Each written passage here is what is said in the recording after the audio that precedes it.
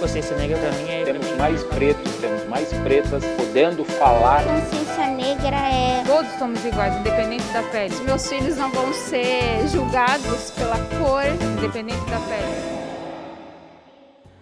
Oi, gente! Bom, além de apresentar a Central do Tempo, esse ano eu estive à frente de um projeto muito importante que transformou a minha vida. Junto com uma equipe de ponta, em novembro, nós elaboramos uma série de reportagens sobre a consciência negra que abordou temas como o porquê da data, personalidades que contribuíram para a evolução de Santa Catarina e também expressões racistas e palavras de origem africanas usadas até hoje. O material foi vinculado em todas as plataformas do grupo, TV, internet e jornal impresso. E o resultado você confere agora. Vozes da Consciência, que ganhou até moção de aplausos na Assembleia Legislativa do Estado e nas câmaras municipais de Balneário Camboriú e Joinville. Chique, né? Então vamos lá. Rodou! Para esta família, por exemplo, ter consciência negra é sentir na pele a dor de ser julgado o tempo todo. Se houvesse essa tal consciência, quem sabe teríamos de fato uma neutralidade em situações simples do cotidiano. consciência negra para mim é eu poder ir em qualquer lugar público, né, que os meus filhos não vão ser julgados pela cor.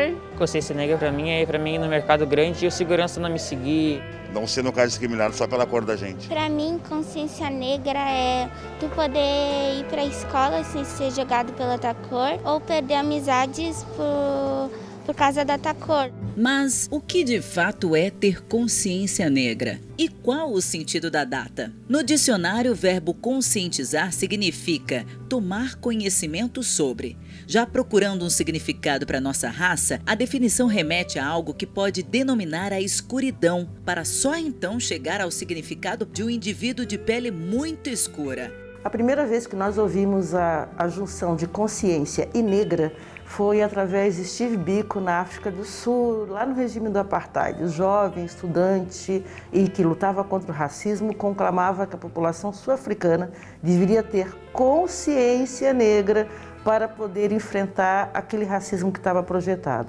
No Brasil, a data foi criada a partir da década de 60 por um coletivo de militantes negros do Rio Grande do Sul, que se contrapunha à data do 13 de maio, né, dizendo não é só a abolição que nós temos que celebrar, nós temos que celebrar a nossa resistência, a história de nossa resistência. E assim surgiu o Dia da Consciência Negra. No século XIX, a então Desterro, hoje nossa capital catarinense, tinha uma população pequena, cerca de 11 mil pessoas. Desse total, 26% eram negros e mantidos como escravos. Quando a Lei Áurea foi assinada, o Estado já não mantinha cativos, pelo menos não legalmente. Em pleno século XXI, ainda é muito difícil se sentir um igual, mesmo fazendo parte de uma sociedade que respira diferenças de todos os tipos. Já tivemos alguns avanços, é verdade. O fato é que comprovadamente participamos da evolução do país e Santa Catarina não é diferente. Além disso, a população negra só cresce. De acordo com dados do IBGE, com base no censo de 2000 e 2010, os negros representam 10,6% do total de habitantes. Separando estes dados por regionais, a pesquisa de 2010 aponta relatos surpreendentes. Em Caçador, temos a maior porcentagem, 33% da população. Depois vem curitibanos, Lages, Xanxerê. A Grande Florianópolis representa 14% da população negra. O ser negro ela não é uma questão só antropológica ou de concepção de identidade. O que mais vale hoje para nós é nós assumirmos as nossas negritudes.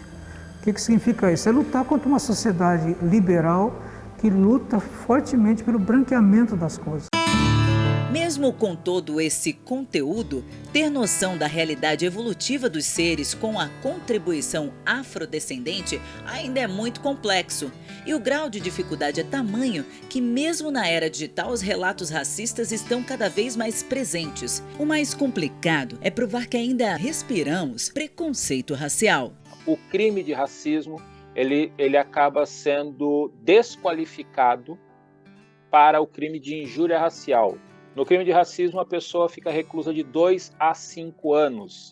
Na injúria racial, ele é uma pena mais branda do ponto de vista do Código Penal, que é de 1 a 6 meses e multa.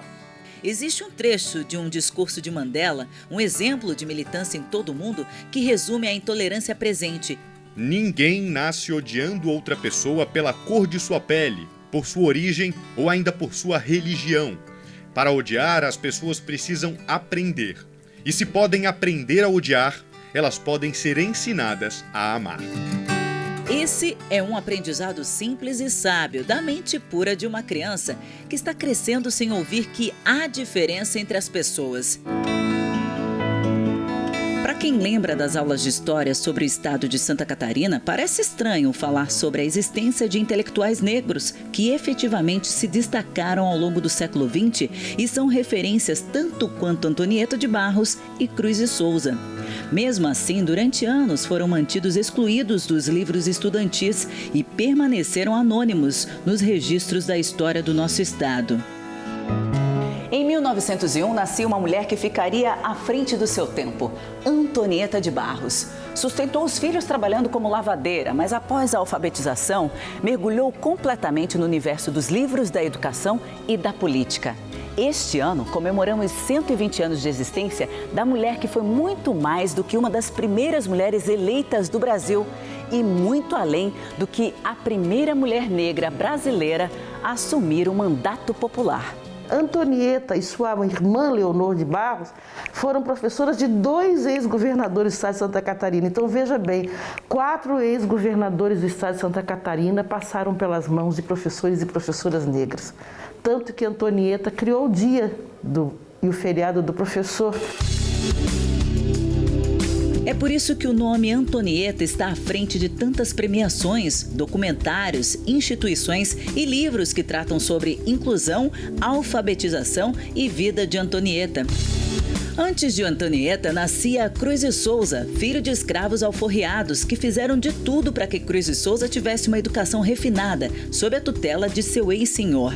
Letrado, o poeta combateu a escravidão e o preconceito racial em textos marcantes no jornal que dirigiu, o Tribuna Popular. A principal característica de Cruz de Souza é que ele transformou em poema seus dramas e angústias. Perdeu os filhos e morreu em seguida de tuberculose, aos 36 anos. Hoje é considerado um dos principais representantes do movimento literário simbolismo no Brasil, sendo que esta arte é de origem francesa. Na mesma época, surgiu Trajano Margarida, conhecido como poeta do povo. Foi um dos fundadores do Figueirense Futebol Clube, escrevendo inclusive o hino do time.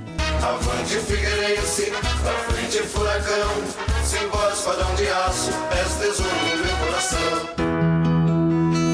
Neste mesmo período, fim do século XIX e início do século XX, ficou bastante conhecida uma negra, filha de escravos que moravam aqui no centro de Florianópolis. Aliás, nessa época, os morros não eram habitados e os negros moravam aqui, na região central. Seu nome foi emprestado para um dos mais modernos projetos arquitetônicos de uma década, com mais de 15 mil metros quadrados, o terminal rodoviário Rita Maria. E olha que por aqui passam cerca de 10 mil passageiros dia. Rita Maria está emoldurada em pleno exercício da função. A estátua feita de sucata representa a benzedeira recebendo os poderes curativos do universo, apontando para quem receberia a benzedura. As mulheres negras tiveram, têm e com certeza terão um papel fundamental na transformação da sociedade, né? Foram elas, muitas vezes, que saíam com as roupas para ir até as fontes, lavar, passar, engomar e dar, né, e tirar dali um certo pecúlio, né, tirar dali as condições materiais para o sustento dos seus filhos. Foram elas as primeiras a perceberem a importância da educação. Na música, a catarinense que se destacou e levou seu canto para fora do país foi Neide Maria Rosa. A Neide, ela é afilhada artística da Elisete Cardoso. Quando a Elisete Cardoso veio aqui, a Elisete Cardoso disse: vamos para o Rio de Janeiro, você tem uma voz, você tem que ser conhecida e tal, enfim. E ela foi, ela esteve no programa famoso do Flávio Cavalcante em São Paulo, foi para o Rio. e pegou aquela época de bossa nova, onde fervilhava, né, a cultura do país, o que acontecia no Rio de Janeiro se espalhava. E ela se apresentou em festivais internacionais da canção, convivia com Elis Regina, Jacó do Bandolim, a nata, digamos assim, da cultura da época. Deixa de lado essa gente que se vê, desconhece o amor. Não foi à toa que um dia assim variou, derramando esperança em nós. Neuza Borges é natural de Florianópolis, nasceu no bairro Estreito. Neuza já soma mais de 60 anos de carreira, com atuação em filmes, teatros e novelas que viajam continentes. Eu comecei muito cedo, por exemplo, com 7 anos eu já estava dando showzinho nas escolas. Mas claro que a atriz só desabrochou mesmo através, claro, do Vinícius de Moraes, quando ele falou: olha, você canta como ninguém, você dança como ninguém, mas dentro de você existe uma atriz tão grande que quando desabrochar, você vai ser uma das maiores atrizes do Brasil. E esses são só alguns nomes que merecem destaque na história e que não estão na maioria dos livros estudantis. Você já ouviu falar da professora Uda, que alfabetizou a maioria das comunidades centrais de Florianópolis. No sul do estado, o casal Clotildes e Wilson Lalau se destacou na educação, dando nome a escolas existentes até hoje. Juventino João dos Santos Machado, o Nego Querido, que deu nome ao Complexo do Samba na capital. Além dos próprios entrevistados dessa reportagem. Pessoal, vocês sabiam que no vocabulário brasileiro existem palavras de origem africana? Sim, professora. Sabiam? Então, eu trouxe umas aqui para vocês, ó. Cachumba, fuga, capanga, jujuba, milonga, né? Que são palavras africanas que influenciaram no vocabulário brasileiro. Essas palavras criaram raízes após a vinda dos negros que foram traficados para o Brasil. Eles falavam a língua de origem, vindas de duas grandes regiões, a bantu e a sudanesa. Foi inevitável a influência do vocabulário negro e indígena na língua brasileira. Essas são apenas algumas de milhões de palavras. Nossos ancestrais também agregaram na culinária. Em todo o país, difícil quem não goste de uma feijoada ou até mesmo de uma canjica. Mas nem só de doces lembranças vivem as palavras e expressões africanas. Na mesma linha de contribuição, só que totalmente fora do contexto, se usam com bastante frequência ações feitas pelos escravos no passado ou características nossas para definir algo ruim ou menor. São as expressões racistas que muitos denominam como racismo estrutural. É o caso da expressão feito nas coxas. Nasceu da arte de moldar as telhas de argila na perna dos escravos, na coxa. E hoje ela é usada erroneamente para definir algo feito de qualquer jeito. Tem ainda quem acredite que o cabelo crespo é ruim ou duro. Mas não para por aí. Que morena da cor do pecado, hein? Sua crioula. Mas você é um mulata. Ih, a coisa tá preta. Não se preocupe, você é preta de alma branca. Que servicinho de preto, hein? Pessoal, essas expressões são de cunho racista e que acabam passando de geração em geração e são utilizadas com cunho depreciativo, né? E, enfim, são até classificadas como mimimi da população negra. Mas nós temos que trabalhar para evitar que essas palavras passem de gerações em gerações, inclusive para o filho de vocês. Até porque no país e aqui no estado estamos impregnados de ações que fazem parte da cultura negra, na arte e na fé. E por que não falar da participação do negro na origem do boi de mamão? É provado, sim, que também o povo afro contribui aqui na ilha, só falando de ilha, não falando lá do boi bumbá do Nordeste, não, só falando de ilha. Contribui sim, e ele pode estar inserido nesse universo sem dúvida nenhuma. É o universo da ilha de Santa Catarina, onde todos vêm a contribuir. Estamos falando dos 3 pilares básicos: negro, índio, europeu, branco. De acordo com a Secretaria de Segurança Pública do Estado, os dados de racismo e injúria racial são alarmantes. Em 2018, foram 238 registros. Caiu para 101 em 2020 e até o momento são 71 casos confirmados. Só que geralmente as ocorrências acabam sendo enquadradas no crime de injúria racial e, neste caso, visivelmente o número só cresce. Em 2018 foram 1.095 registros, pulando para 2.897 em 2020 e até agora já temos 1.703 casos confirmados em todo o estado.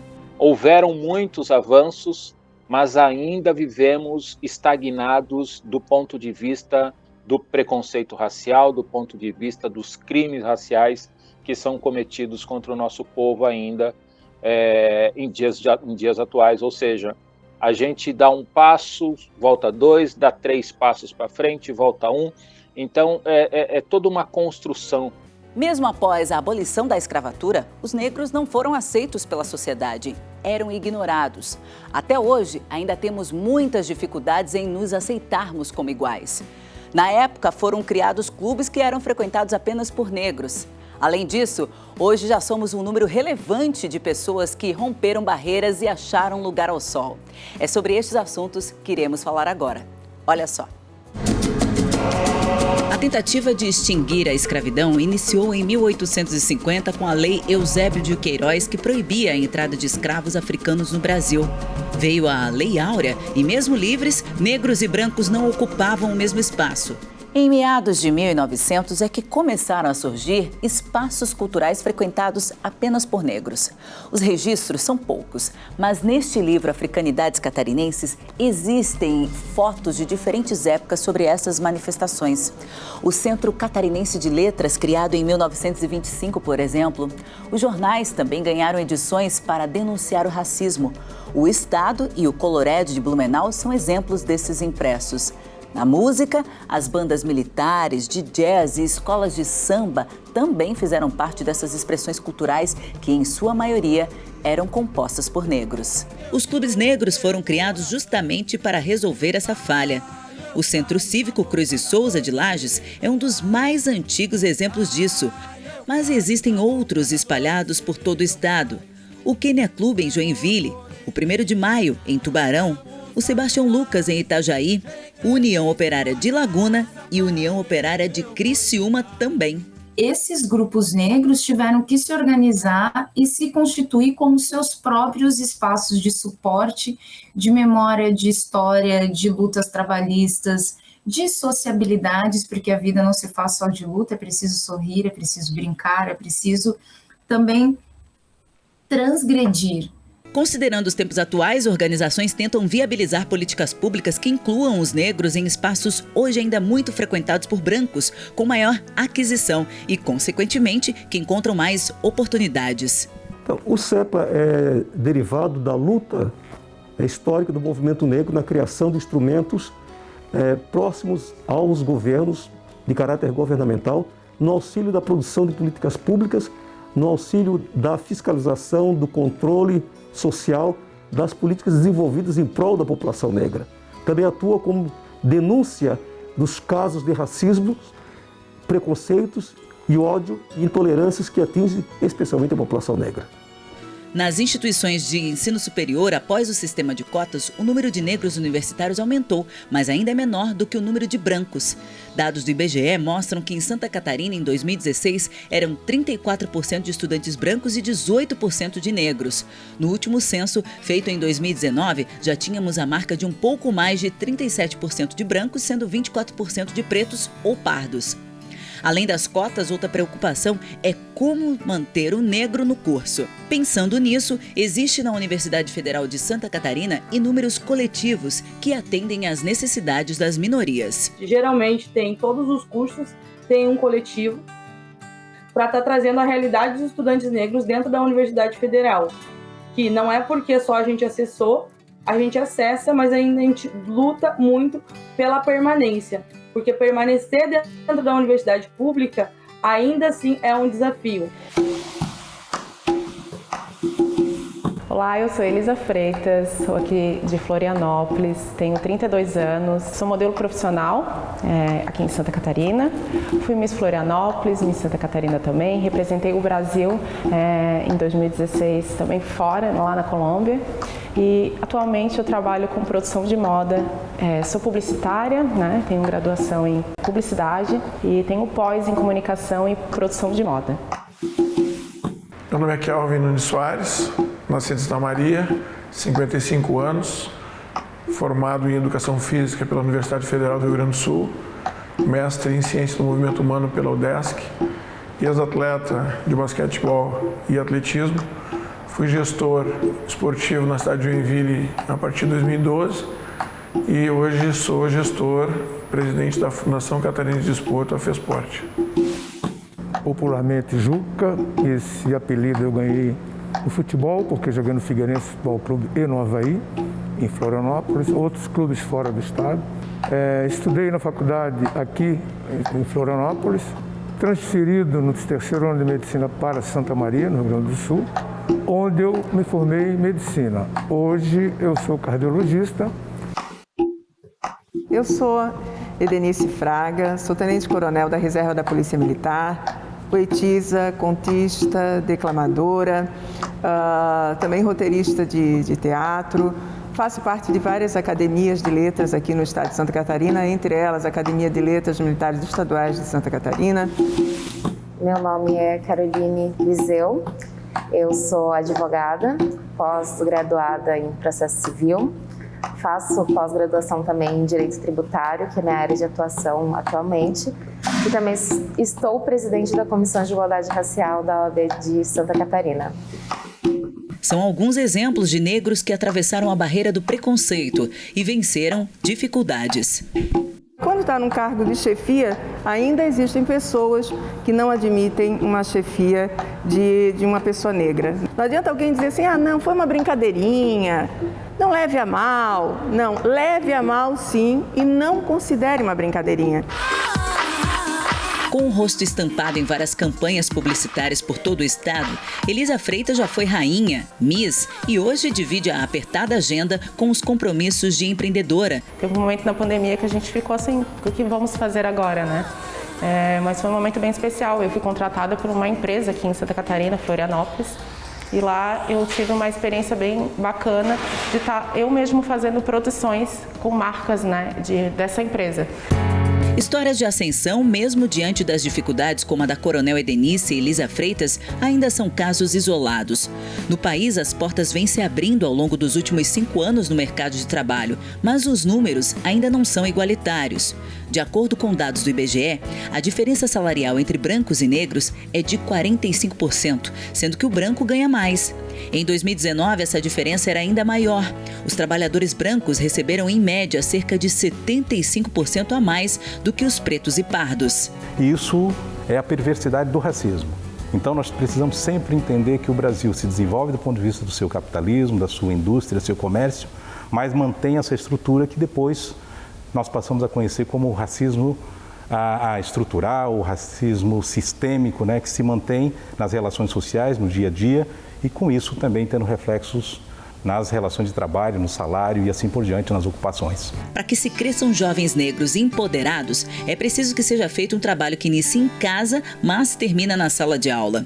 Vigente desde 2013 em todo o país, existe uma lei que torna obrigatória a inclusão da história e da cultura afro-brasileira, mas aqui no estado, só ano que vem, 19 anos depois, é que esta lei irá entrar em vigor. Que é tão importante que a lei ela seja cada vez mais no sistema educacional, nas redes municipais e estadual, consagrada como, não só como obrigação, mas como uma necessidade para que a gente possa resgatar a história do povo negro, a história do povo africano. Ainda há muito a ser feito, mas todos os dias entender que ter consciência sobre a participação negra na nossa história, além da escravidão, é que vai mudar totalmente o modo como você encara o outro, independente da sua cor. É isso, gente. O Vozes da Consciência ganhou o estado e recebeu até moção de aplauso em Joinville, Balneário Camboriú e aqui na Assembleia Legislativa Catarinense. Que presentão de 2021, hein? E que 2022 seja assim para todos nós. Um ótimo fim de ano, boas festas. Até o ano que vem. Tchau, tchau. Minha resistência é voz. E se for preciso, eu aprendo a ser feroz. Protege minha calma, é preciso ser forte pra ser, precisa ser forte. Joana receitou banho de arruda, chá pra benzer, corpo fechado, alma que ecoa. Ventania só pra cantar.